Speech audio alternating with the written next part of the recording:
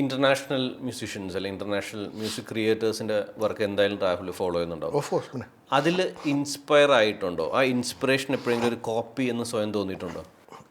ഇല്ല, അങ്ങനെ inspired ആവാമല്ലോ, inspired ആവണം. നമ്മൾ ചെയ്യുന്ന എല്ലാ സംഗീതത്തിനും എവിടെയെങ്കിലുമൊക്കെ ഇൻസ്പയർഡ് തന്നെയാണ്. Every musician we have stepped on the shoulders of people who came before us.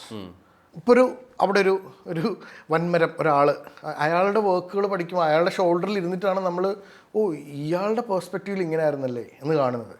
But try to make it your own. Try to not follow one song അല്ലെങ്കിൽ 2 songs. I would say listen to 100 songs from that artist if you like a person, like a musician or artist, whoever it is. അപ്പോൾ അവരുടെ ഒരു